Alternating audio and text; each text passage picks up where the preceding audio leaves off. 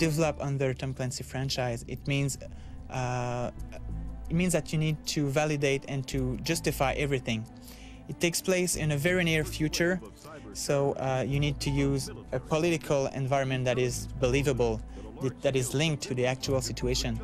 You need to use gadgets that are already existing, that are already used by special forces, or a gadget that is currently in research that is believable to exist in the very near future. We really want the player to feel that, oh my God, this could happen for real, like tomorrow.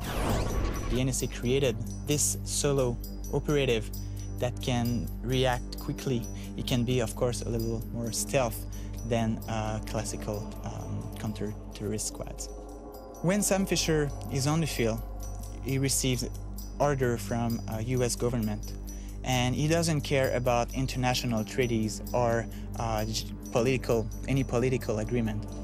He do what he needs to do. It could be good things, it could be very bad things, and he has to do it secretly without leaving a trace. He can play safe by shooting most of the light and make a safe path through the level. He can also decide to shoot a little more on the enemy, or he can also decide to use the environment to create distractions and sneak behind the guards. If he fails and is detected, US government will instantly deny his involvement in this mission. It's all about mixing those features together that would provide either interesting gameplays or interesting graphic results.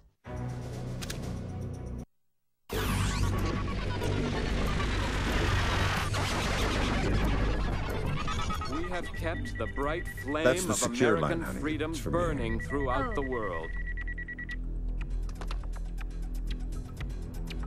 Hello, Lambert.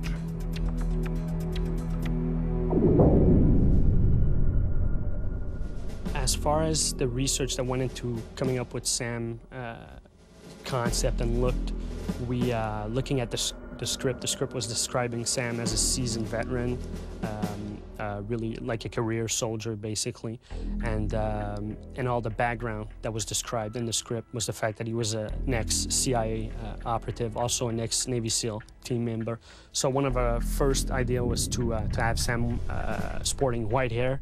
It looked okay, but the feedback we got from a lot of people was the fact that Sam looked too old at that point, not as much as a seasoned, but more as a retired soldier, which was exactly way off what we wanted in the first place. So we've decided to tone down the white hair and just kept it on the sides and do the more black hair type of look, which also was associated with the stealth part of the character. So we've decided to go for that for the final concept.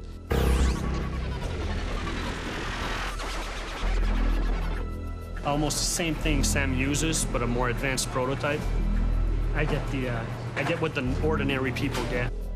Sam's suit was based on a prototype that's being tested right now by the Navy SEALs, which is a wetsuit that you can wear in and out of water, and is a suit that adapts itself to temperature changes. We thought it would just fit the character, basically, since our game is based on a near-future type of setting. If you look at Sam's vest and all his pouches and equipment, it's all stuff that's lightweight, compact. Since Sam is a solo operative, we've decided to keep those elements in there, give him as much cargo space as possible, but at the same time, without all that cargo being too cumbersome for the player. So this is something we've kept throughout the design.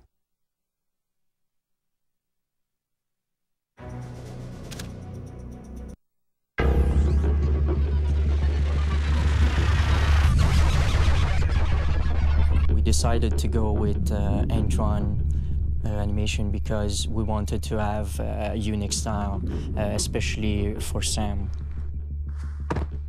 Sometimes we would use video footage of ourselves acting a motion, movement, and use it as a reference for key poses and timing.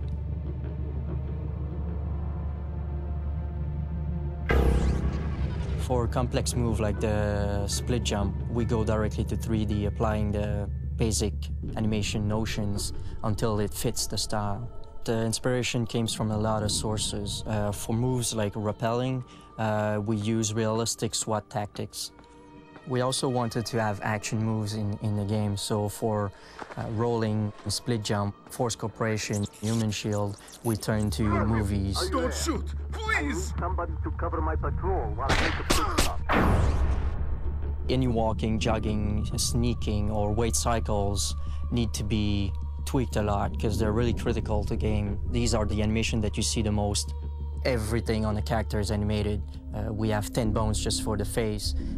We can make them blink, smile, get angry. It's that portion of the animation that can make the whole difference.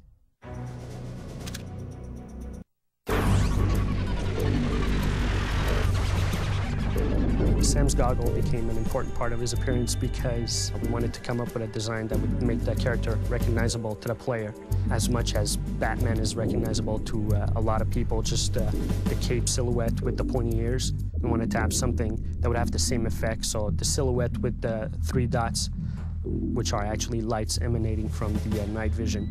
I think just that fact alone makes Sam recognizable to a lot of people, and since our game is based on light and stealth, you see that repeatedly in the game. You just see Sam coming out of the shadows with the 3 dots.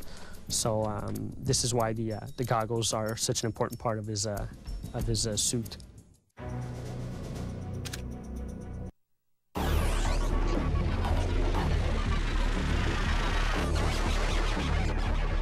The level designer's job is really to build the content of the game. They build the actual environments. The game designer is responsible for the core design and the core mechanics and the core systems of the game, and sort of making sure that from level to level, the progression of difficulty, the gameplay challenges progress in a way that the player can keep up with the challenge. You need to make sure that things are consistent, that the player is learning from level to level how to pass the necessary challenges, and those challenges aren't just changing randomly from level to level. A door always needs to open the same way for the player. Guns need to work in a consistent fashion. All the systems need to be consistent because you can't keep teaching the player the same systems again and again. You have to make sure he learns them once and then is able to build on that knowledge rather than having to learn the same things multiple times. You can start with a very simple challenge in an early level, like level 1, you'll learn how to climb a pipe. Come level 3, you'll want the player to have to climb that pipe again, but in a slightly different, slightly more challenging scenario where there might be an enemy looking out the window.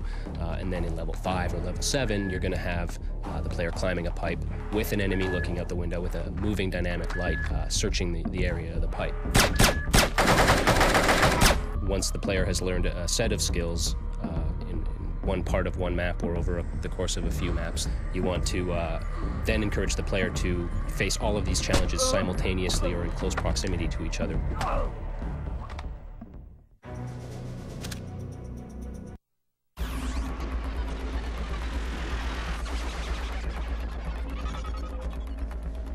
The first step in level design creation is to have the artists create a huge bank of models.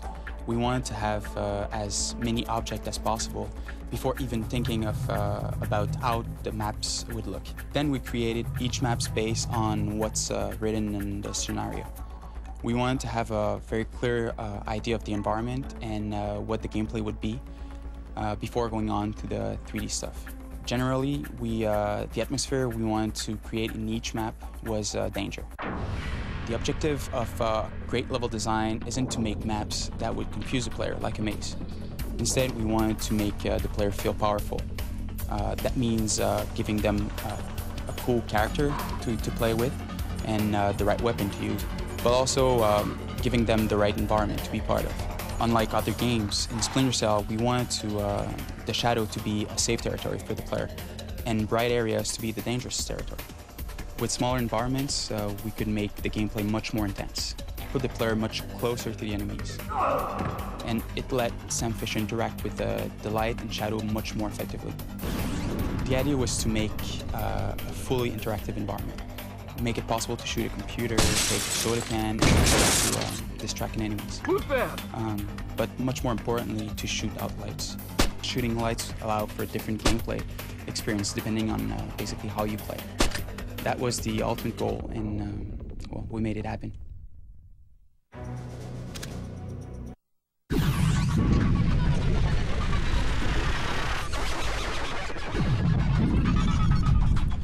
So in order to create an environment rich with shadow, we had to design a dynamic lighting system.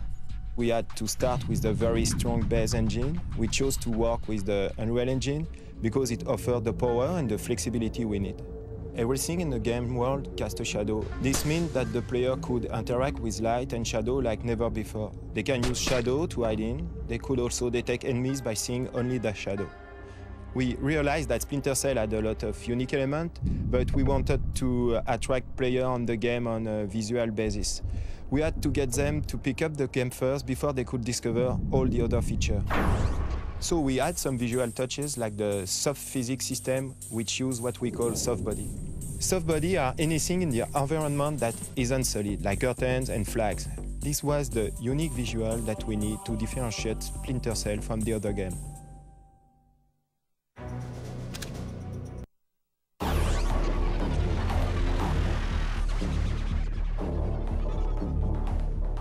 Sam's a very frightened guy, you know. That's why he sort of walks in and does stuff like, "Hi, I'm gonna kill you." Because if you're a happy guy, you come in and go, "Hi, I'm gonna kill you." Here we go. Fisher interrogates enemy soldiers who obviously have no information, but he just interrogates them for the hell of it. "Stay quiet. You don't want your life to end in the boys' room. I want you to answer some questions." "Stay quiet. You don't want your life to end in the boys' room. I want you to answer some questions." When I'm breaking down a character, I usually try and find 6 to 8 levels, emotional. If they're violent characters, I base them on fear, you know. There's only really 2 disciplines in the universe, love and fear. "Why are you here?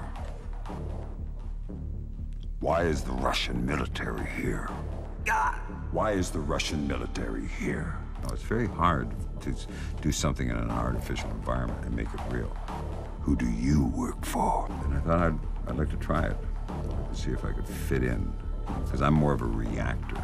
"Hey, smile, try and blink, say cheese, thank you."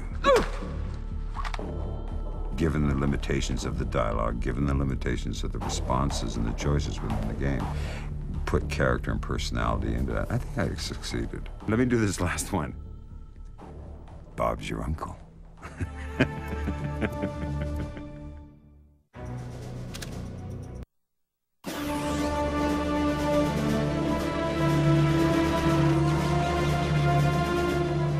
When we're going to this whole Cold War espionage sneaking around thing, we need to develop the sounds and use sounds that are going to benefit the darkness and still work.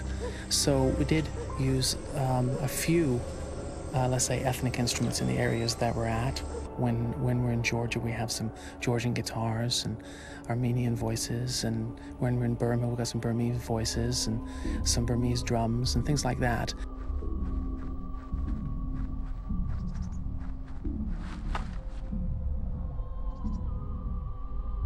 The actual technical side of writing music for video games is a whole different breed than any other field of music. And I think it really, the constraints are larger. I mean, smaller constraints, they tie you in a little better, but it forces you to be more creative. Show yourself! So what we did was we brought in a whole bunch of different styles together, from classical to electronica to ambient to world, and to try to find a happy balance between all 3 of them to come up with the sound.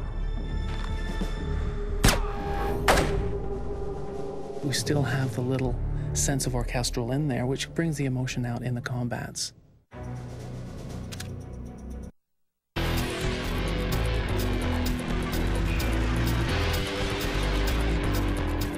The openness of the gameplay has a tendency to trigger multiple events. The fact that you can pursue your investigation as the character, we can quickly run into trouble there where you've set off alarms, you're in the middle of a conversation with Lambert, you're being attacked by guards and you're trying to hide and you've got your night goggles on. The fact that all of those things could happen at the same time makes for quite a lot of complexity in the design. Making the sounds for the video game is very similar to the way you make sound for a movie. I think that probably the most important thing is to be able to have oral imagination. That's to say, be able to imagine in your head how it should sound and then be able to produce those sounds. Making Sam Fisher truly sympathetic because at some levels, he's a ninja guy. He's highly trained and very cool, calm and collected. At the same time, you want to have a connection with him as a human being who's facing danger. So actually giving him an oral signature that made you really feel that you were that person as a player. I provide as much context as I can to the people that are producing the resources, giving them as much information as I can about what's going on in the game, where this sound will play. We don't recycle sounds. Our sound effects are created from the bottom up. When we have a gun sound, we record a gun, and it's that attention to detail with all of the sounds and making them be truly unique for this game.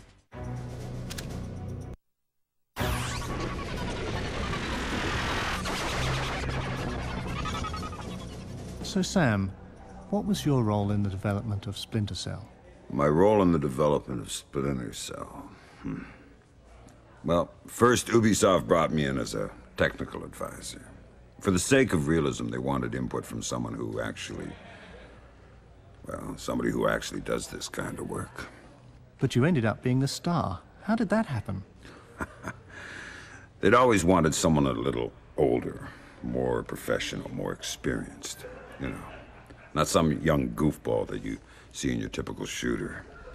I think Martin Kaya was the one who decided to actually make me the character, and, you know, instead of somebody who was based on me.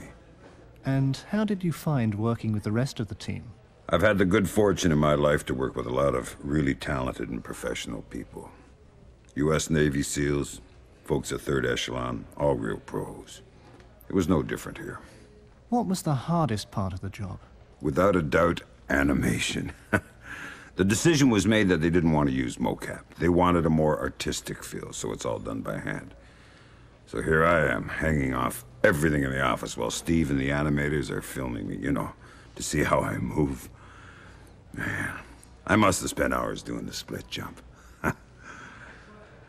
I hated that part of the job.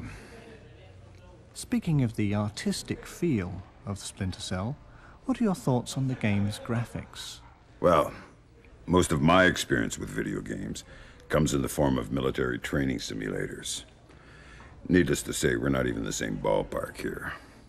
The fact that Splinter Cell uses light and shadows, I move from the light into the shadows, I'm able to hide. The fact that they use this as the core game mechanic means that these lights, well, they're dramatic and beautiful, but they also create a real dramatic tension and evoke a strong mood. One more question, Sam. What about the rumors there is a sequel in the works? Have you signed on for Splinter Cell 2? Unfortunately, I'm not authorized to discuss those matters at this time.